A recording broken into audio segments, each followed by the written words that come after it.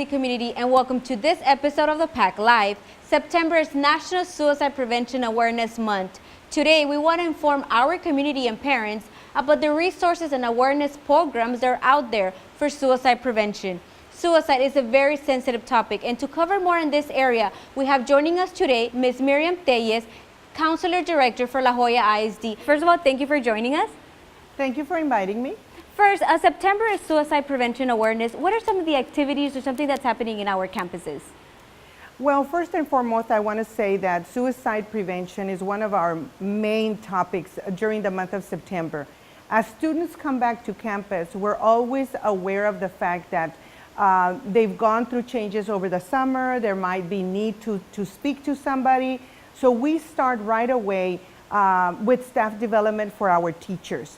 So we go ahead and we utilize, and we've utilized for some years now, Jason Foundation. It's an online program that is available for students, for staff, and for parents.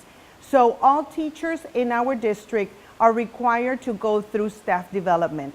And what the Jason Foundation gives us different topics, different modules to just make sure that the teachers are very aware of the students. That's the first thing that is happening at the campuses right now. The other thing is that through the foundation, we also have lessons for students. So during the month of September, counselors are very engaged with students in providing suicide prevention lessons district-wide. So our teachers go to a certain type of training? Yes, all new employees to the district, especially teachers, and that's what I mean, teaching professionals that will be in contact with students on a daily basis, have to go through 10 hours of different modules from this particular program. And the state also requires every teacher on campus and every adult non-teaching professional at campus to do a 2-hour update on a yearly basis. So it is important that we keep current about the topics that are important to students. And Jason Foundation gives us an opportunity to just remind us every year how important it is to always be aware of student needs. What are some of another type of help that is available at the school level? At the school level, we will go ahead and take any of our school counselors and any of our school social workers, anytime that a student expresses any kind of comment, any kind of behavior that might be considered harmful to self, we take those instances very, very seriously. We talk to the child immediately, and we make an emergency conference with the parent. They are required to come in, and because the situation is so serious, we always ask the parent to take the child home and to keep him, check on him or her for the next 24 hours, and preferably always try to consult with the family doctor before the child is ready to come back to class. And the school district is always making sure, always like keeping on track once this procedure happens, or? Absolutely. Every counselor and every social worker knows our procedures and our protocols, and we take care of every child. We work together at the campus level. We depend on teachers because they're the first ones that might be aware of any issue with a child. We depend on friends, peers making contact with us. We are out there checking on student behavior, and our La Joya ISD Police Department is also very helpful within those situations. How can parents help? How can parents come in and work together with the school district, to get some type of awareness if something is happening? I think for parents, the most important thing is that I always used to tell my students, your parents are your first counselors. They are the ones there with you at all times. So for parents, it's very important that we stay connected to our children, that we are aware of any changes in behavior, anything that they might see, this is not normal for my child. So you need to pay attention. It can be the fact that they're staying in their bedroom more than needed, the fact that they're not eating together during dinner, they're staying in their room, there's a change in grades, anything that might be an abnormal behavior for students, it's a reason for parents to be concerned and to ask questions and to stay connected to the child. What are some of the main factors that parents can look for if they notice something not normal happening? Again, they need to check. They are the best, they know their child best. So they need to know what are their routines, what do they do on a daily basis, who are their friends. So they need to be aware of, what's going on in their lives.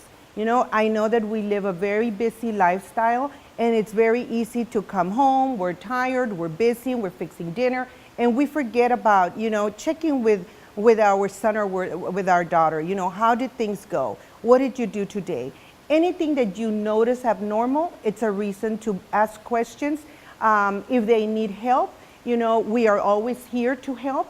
Every counselor, every social worker at the campus, every teacher, they can always call and make a conference with any one of these personnel at the campus level. If they need to speak to anyone, they will call the school directly.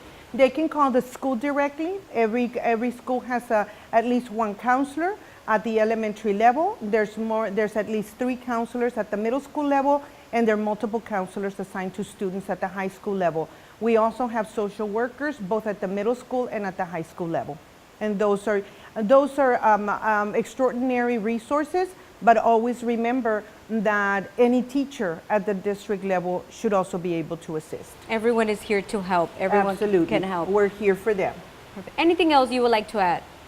I just want to say that it is, even though we do suicide prevention and awareness during the month of September, this is a topic that is important throughout the school year.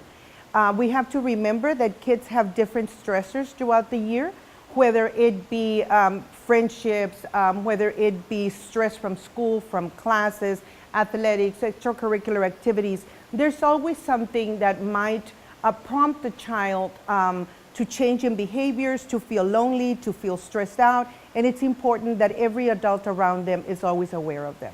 So that's the key, just being aware. Absolutely, all the time. Be aware of your child, be aware of, for us at the campus level, be aware of students all the time. Take the time to listen to them, to say hello, to connect with them. It's important that we connect with every child. Having that relationship, that's going to be the Absolutely. key. Well, thank you, Ms. Tellez, for sharing this important information with our community. And we'll take a quick break and we'll be right back.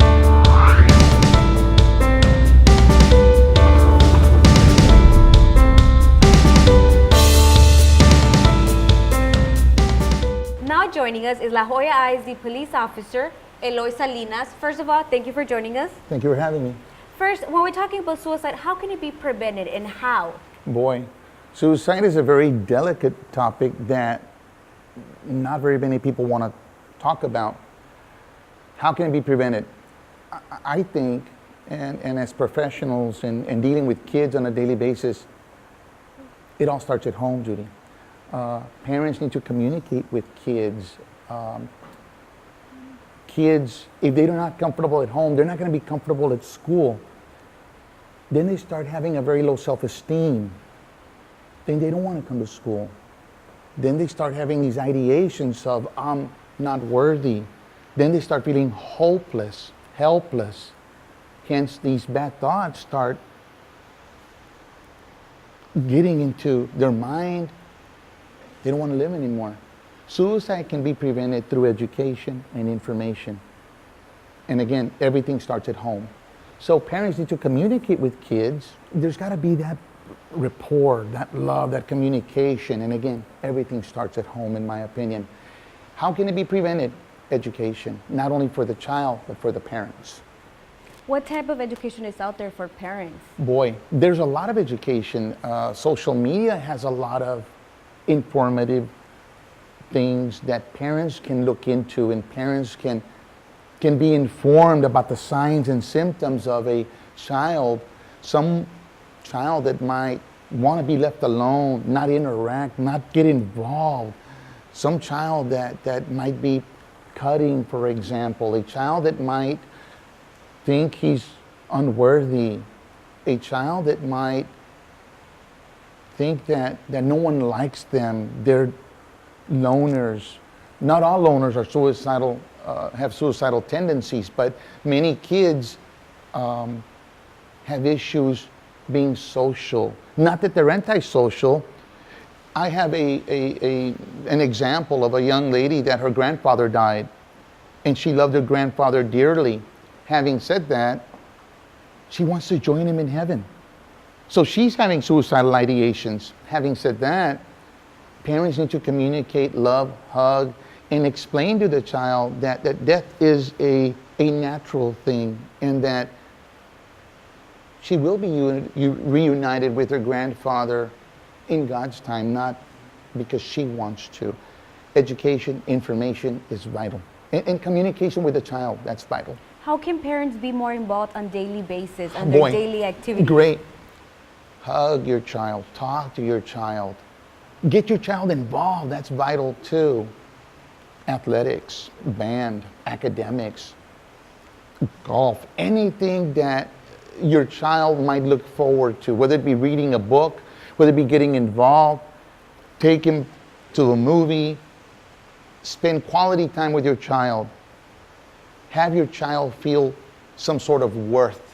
Involve your child in decisions at home. Communication. Communication doesn't necessarily have to be verbal. A hug is a physical way of communicating with your child, showing him, telling him that you love him. Again, it all starts at home. Is building that connection. No doubt, no doubt. And regarding us professionals and what we do on a daily basis, we need to give a child 2 minutes. We need to listen to them, not just yell at them and tell them what to do all the time. We need to listen to what their needs, what their wants might be. Maybe they want to tell you something that's bothering them, but if we don't give them 2 minutes, then no one pays attention to them. Hence, that makes them feel worthless, useless. They're nobodies, and they want to feel loved. They want to communicate. And if we don't give them those 2 minutes, someone else will. Drugs, gangs, suicide ideations again. So it's important for us to not only communicate, but communicate means listening to. When the parents need help and they're like in a difficult situation, what kind of help is out there? Boy, great question. There is a 1-800 number that the suicide hotline, or lifeline as it's called, and it is a national number that any parent can call, whether it be in English, whether it be in Spanish, or any language that's native to the family. But there is help out there. There's brochures, there's presentations. If anybody wants our department to come out there and talk to parents in a community meeting or a school about suicide, that's what we'd be doing. It's going out and helping educate the communities. The more we educate the communities, the more informed families and communities become, the richer the district will be. So that's what we try to do on a daily basis. Get out there and talk to parents and talk to kids and listen to them too. Bring that awareness. No doubt, no doubt. How can we save a life together? Boy, great question. Again, let's go back to giving a kid 2 minutes. If we listen, there's many stories of kids committing suicide, successfully committing suicide because of the lack of communication, whether it be at home or at school.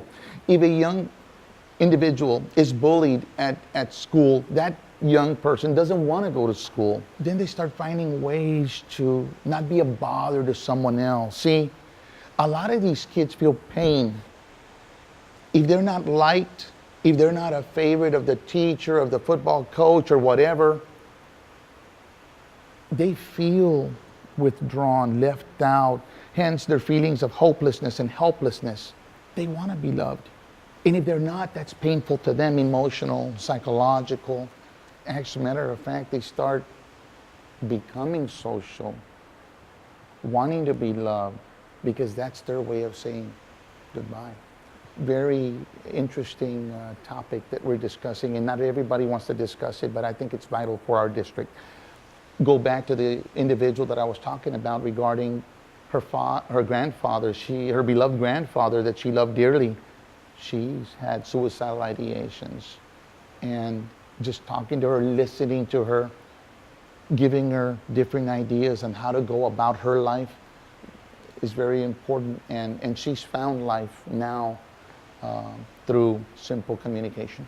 It's a very sensitive topic. No doubt. What are some top risk factors that parents can easily detect and seek out help? Boy, many a kids, drug abuse.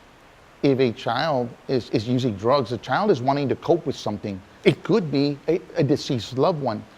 If a child, you see cuts on the wrists, if you see a child taking at-risk factors getting involved, such as going out, staying out late, drinking, for example, driving fast, not going to school, being truant, not doing well in classes, being isolated, wearing a certain clothing. I don't want to say a gothic look, no, but children need to be listened to. And that's our job as professionals and as a district. We need to be out there and listen to these kids and give them 2 minutes. Communication will save a life. Prevention is the key. And the Jason's Foundation firmly believes that, and we as a district firmly believe that prevention is the key to suicide. Prevention is the key to a successful suicide. Well, thank you for sharing all this information. If parents have any questions, concern, who should they go to this campus? They can. I think Miss Miriam Tellez at our counseling and guidance department, she has all the information that a parent would need. And there's that hotline, the Save a Life suicide hotline, they can call also. So parents need to reach out. Thanks for having me. Thank you for joining us and talking about this. It's a very sensitive topic, but it's Appreciate something it. that we need to inform our No doubt. parents about it. Thank you for joining us today. Appreciate it. Thank you.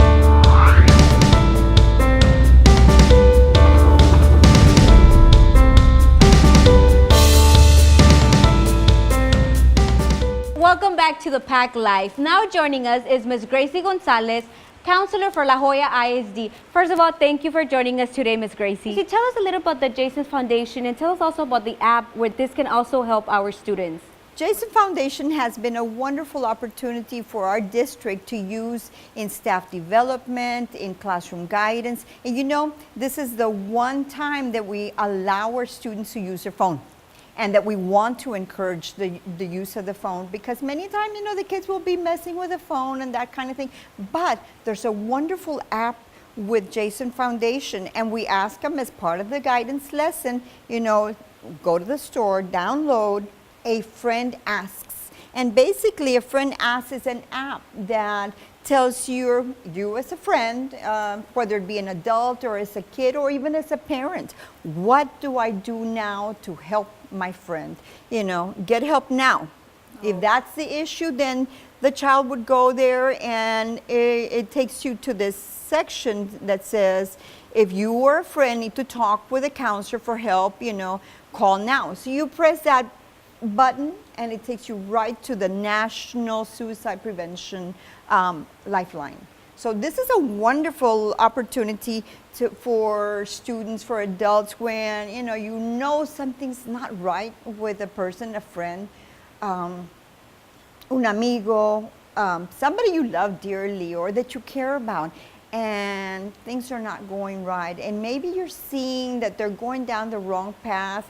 They're looking depressed, isolated, they're dressing differently, and okay, this is not the Judith I know. Right, something's going on. So, and sometimes people might be afraid. Well, how do I handle this? How do I, will I insult the person? Will I put ideas into their mind, if I address suicide? No. The research has shown that the idea is just get to that person, get them help. And, things usually flow. Sometimes when we, as counselors, are with a student that we know is in crisis, and a friend, un amiguito te lo trae. A friend will bring that student over and tell us, Miss, I'm real worried about my friend because, they texted this to me last night, or they're talking about suicide, or, the death theme has been coming up. We'll bring in the student and address it openly. And the kids, initially, it's, it is upsetting, because it's upsetting for any person to hear about suicide. It's scary. once you openly address that with the student, they calm down, they're able to realize that we're here to help them. All we want is to get them to help, to that lifeline, for the student. And our students are being encouraged to download this app. Yes, yes. This will be a wonderful way for anyone who has questions. How to help a friend? What do I need to do? What are the warning signs? You click So on very there. helpful information Yes. for everyone, not just for our students, but also Exactly. parents. How do counselors know when a student is at risk? I think that there's many ways that a counselor will find out. We have done a wonderful job of doing our staff development. Over the years, this has been an area that we always start off the school year.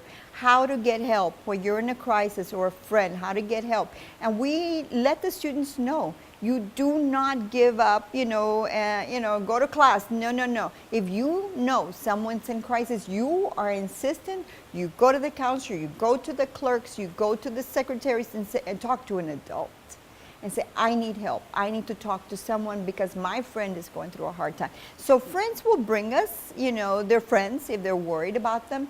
Teachers, many a times a teacher will ask students, the whole class, to write a journal.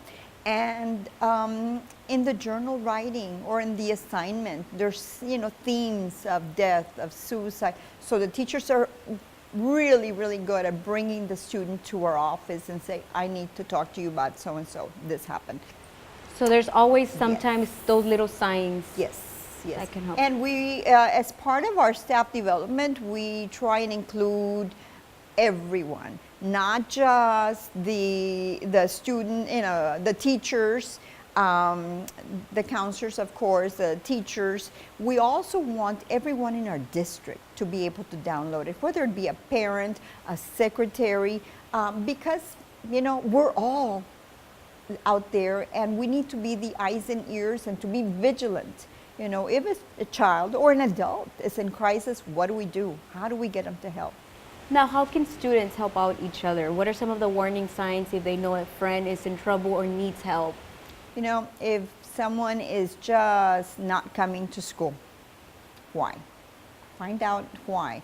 Get to know what's going on with your friend who isn't showing up to your get-togethers, who isn't showing up to the gatherings with the group.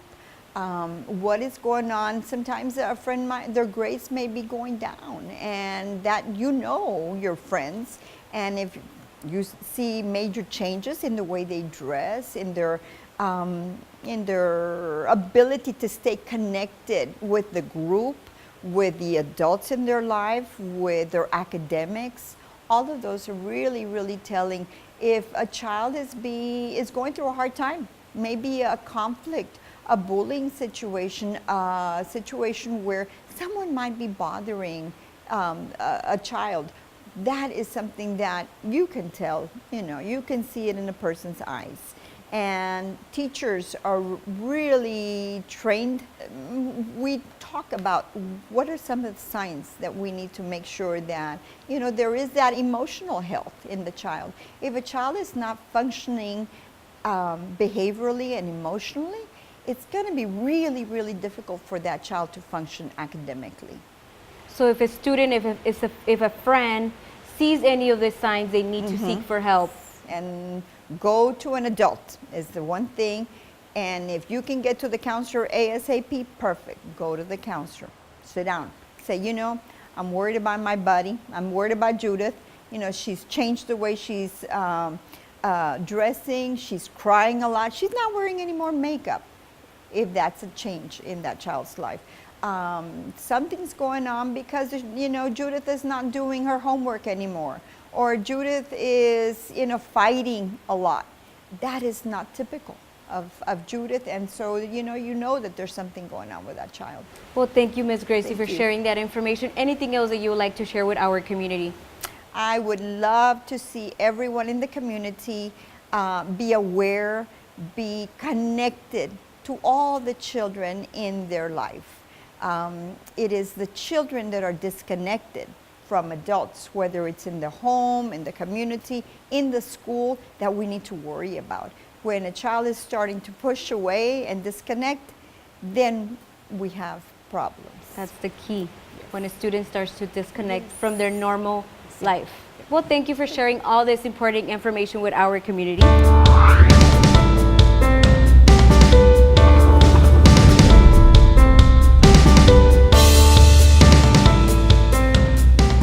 Now joining us is Assistant Superintendent for Student Services, Mr. Ricardo Villarreal. First of all, thank you for joining us this morning. Thank you for having me. First, how does your department ensure that our students graduate and are also safe in our schools? The Department of Student Services covers a lot of facets of the school district in helping the students graduate, from truancy prevention to guidance and counseling to dropout prevention, and then of course as well the nursing department, making sure that the kids are healthy, and of course bringing the parents involved with our family community engagement department also encompasses our department. And then finally, making sure that the students are safe at school through our safety department.